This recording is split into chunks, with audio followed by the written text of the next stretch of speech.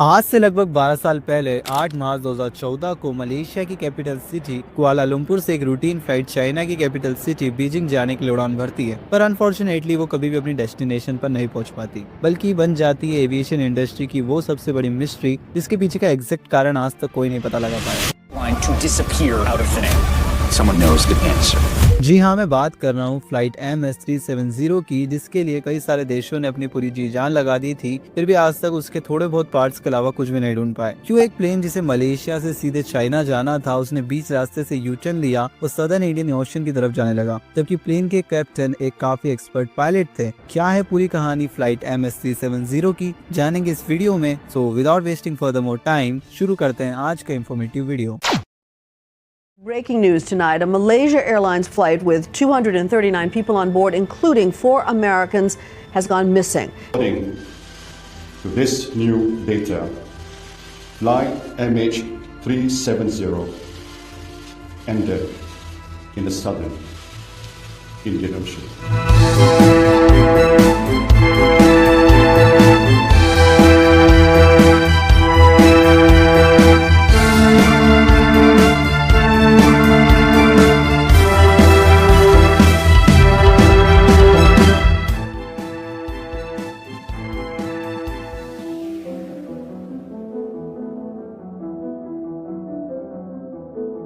आठ मार्च 2014 रात का टाइम हो रहा था एंड मौसम काफी ज्यादा क्लियर था। मलेशिया की कैपिटल सिटी कुआलालंपुर के इंटरनेशनल एयरपोर्ट से एक फ्लाइट MS-370 12:41 पर टेक ऑफ करती है चाइना के कैपिटल सिटी बीजिंग जाने के लिए। सफर लगभग 6 घंटे का होने वाला था। प्लेन में कुल 239 लोग मौजूद थे, जिनमें 2 pilot, 10 flight attendant and 227 passengers शामिल थे। प्लेन के पायलट मिस्टर जहारी अहमद शाह काफी एक्सपीरियंस्ड पायलट थे, जिनके पास 33 साल का फ्लाइंग एक्सपीरियंस था एंड उनके साथ फर्स्ट ऑफिसर फारिक अब्दुल हामिद भी थे, जिनके पास 7 साल का एक्सपीरियंस था। ये उनकी एक फाइनल ट्रेनिंग फ्लाइट होने वाली थी, जिसके बाद वो फाइनली कैप्टन बनके प्लेन उड़ाना शुरू कर सकते थे। बट अनफॉर्चुनेटली ये लास्ट ट्रेनिंग फ्लाइट ही उनकी लाइफ की लास्ट फ्लाइट बनके रह गई। रात के 12:41 पर फ्लाइट कुआलालंपुर एयरपोर्ट से उड़ान भरती है और लगभग 1:01 पे वो उनकी निर्धारित 35,000 फीट की ऊंचाई पर पहुंच जाती है। Malaysian 370 maintaining level 350. उसके बाद प्लेन जब मलेशियन एयर स्पेस की सरहद पर पहुंचता है, तब कैप्टन जहारी एक मैसेज करते हैं मलेशियन एयर ट्रैफिक कंट्रोल वालों को, जो कि इस फ्लाइट से आने वाला आखिरी मैसेज था। Malaysian 370, contact Ho Chi Minh 120.99.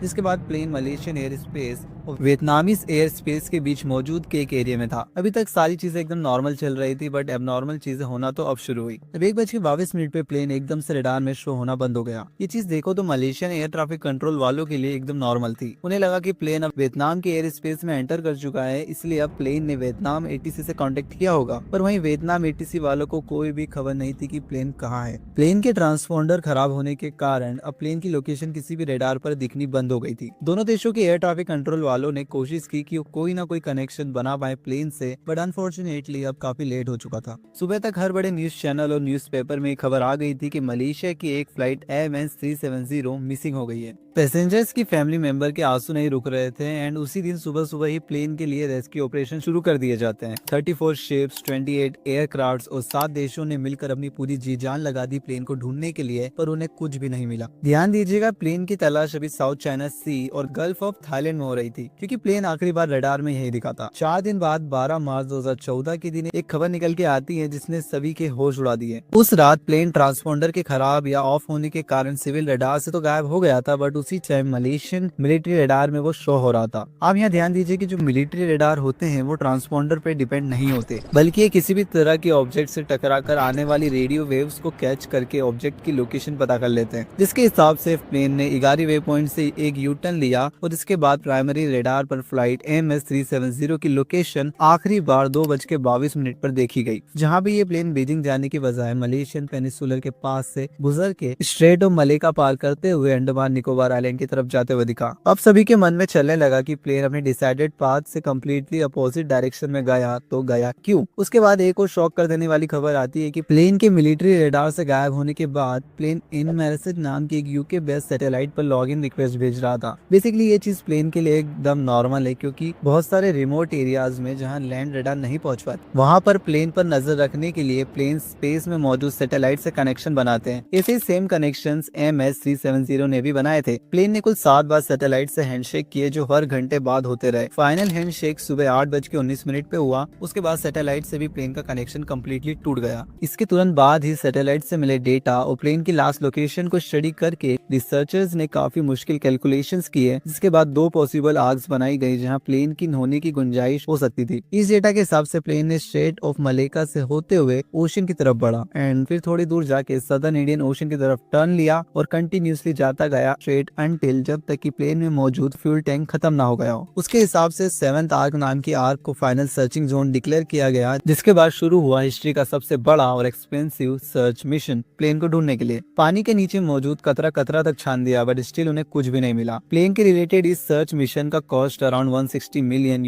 आया था, जो कि second most expensive search mission था हिस्ट्री का। पर पूरे 1 साल बाद 2015 में एक आदमी को आइलैंड ऑफ रियूनियन पर से उस प्लेन का एक टुकड़ा मिला, जिसके बाद सीरियल नंबर से कंफर्म किया गया कि ये टुकड़ा सच में फ्लाइट MS-370 का ही था। इससे एक और अंदाजा लगाया गया कि प्लेन जब ओशन में गिरा तब उसके फ्लैप्स खुले ही नहीं थे। इसके बाद प्लेन सीधे पानी के अंदर जाकर समा गया होगा। फिर धीरे धीरे कई और प्लेन के हिस्से मिलने शुरू हुए, साउथ अफ्रीका, मॉरिशस और मेडागास्कर की सरहदों से। इस प्लेन के गायब होने से सबके मन में आने लगा कि ऐसा क्या हुआ होगा कि पूरा का पूरा बोइंग प्लेन हवा से गायब हो गया। सो फिर सबने अपनी अपनी थ्योरीज बनाना शुरू कर दी। प्लेन ने जिस तरह से यूटर्न लिया वो ऑटो पायलट के लिए पॉसिबल ही नहीं था, जिससे सबसे पहला शक सबका कैप्टन जहारी पर गया। इससे सबसे पहले एक थ्योरी सामने आई।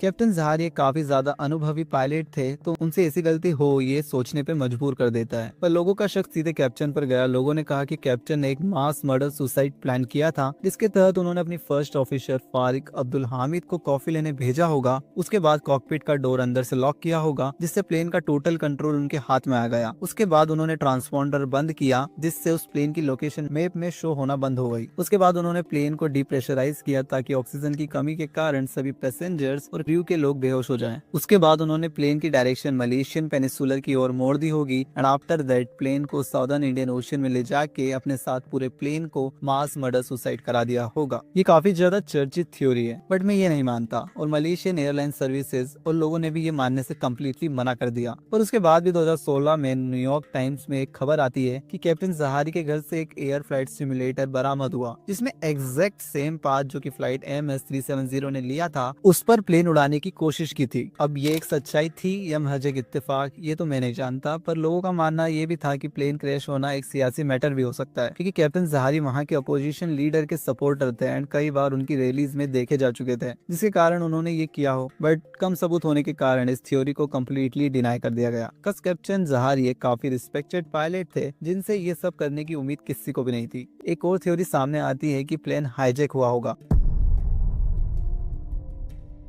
कई लोगों का मानना था कि प्लेन को हाईजैक किया गया होगा और उसके बाद प्लेन को गायब कर दिया गया, बट देखा जाए तो आज तक किसी भी तरह की फिरौती का कॉल नहीं आया, जो कि हमेशा नॉर्मली आता है। ऊपर से प्लेन में कोई भी टेररिस्ट नहीं था, बस 2 ईरानी लोगों पे सबका शक गया जो कि चुराए हुए पासपोर्ट का यूज कर सफर कर रहे थे। इसमें से एक इटालियन और एक ऑस्ट्रेलियन आदमी का पासपोर्ट था, पर उनके खिलाफ कोई पुख्ता सबूत नहीं मिला एंड वो दोनों तो बस यूरोप में जाके शिफ्ट होना चाहते थे। I mean they just need asylum. उसके बाद एक जेफ नाम के आदमी ने एक ऐसी थ्योरी दी जो कि काफी अलग थी बाकी सारी थ्योरीज से, जिसमें उनका कहना था कि प्लेन को रशियन हाईजैकर्स ने हाईजैक कर लिया था। उनका कहना था कि प्लेन के कॉकपीट के पीछे जस्ट एक कारपेट होती है, जिसके नीचे प्लेन का पूरा सिस्टम होता है। आप ऐसे समझे कि प्लेन का दिल होता है। वहां से उन्होंने प्लेन को हाईजैक किया और उसकी डायरेक्शन मोड़ दी, जबकि बोइंग 777 प्लेन में ऐसा करना संभव ही नहीं है। पर फिर भी उनका कहना था कि प्लेन कभी साउदर्न इंडियन ओशियन में गया ही नहीं। वो तो मानते थे कि प्लेन कजाकिस्तान के किसी रेगिस्तान में लैंड करवा दिया गया था। ये थ्योरी तो किसी को ऐसे भी हजम नहीं हुई, इसलिए इसे तो कम्प्लीटली मना कर दिया गया। उसके बाद एक और थ्योरी आती है जिसमें लोगों का कहना था कि वो प्लेन कुछ ऐसा कार्गो ले जा रहा था जो किसी देश को मंजूर नहीं था, इसीलिए पूरे के पूरे प्लेन को ही गायब करा दिया गया हो। अब जो थ्योरी मैं बताऊंगा वो सबसे ज्यादा मान्य थ्योरीज है, जिसके हिसाब से प्लेन नॉर्मली अपने रूट पे जा रहा था, पर इगारी वे पॉइंट पर आकर प्लेन में इलेक्ट्रिक शॉक सर्किट हुआ होगा, जिसके बाद प्लेन का ट्रांसपॉन्डर बंद हो गया होगा। इसी वजह से कैप्टन ने प्लेन को वापस मलेशिया जल्द से जल्द लैंड कराने के लिए घुमाया, पर अनफॉर्चुनेटली प्लेन मलेशिया लैंड नहीं हो पाया और प्लेन डीप्रेशराइज हो गया, जिससे से सभी के सभी लोग बेहोश हो गए, including captain and first officer. Plane autopilot पे चलते चलते सदर्न इंडियन ओशन में कहीं जाके पानी के नीचे समा गया होगा। थ्योरीज तो काफी सारी बनी, कईयों ने तो इस घटना को एलियंस और बरमुंडा ट्रायंगल जैसी चीजों से जोड़ दिया, पर ये सब चीजें तो बेबुनियादी बातें थी जिसे कम्प्लीटली लोगों ने इग्नोर किया। 2018 में एक America based company ocean infinity ने मलेशियन गवर्नमेंट को एक ऑफर दिया, जिसमें उनका कहना था कि अगर प्लेन नहीं मिला तो वो किसी भी तरह की फीस चार्ज नहीं करेंगे। I mean no fine no fees. पर उनकी इतनी एडवांस टेक्नोलॉजी होने के बावजूद वो प्लेन का नामो निशान नहीं ढूंढ पाए। एंड फाइनली जुलाई 2018 में मलेशियन गवर्नमेंट ने अपनी फाइनल रिपोर्ट पास की, जिससे पैसेंजर्स की फैमिली को उम्मीद थी कि कोई जवाब मिलेगा, पर रिपोर्ट ने तो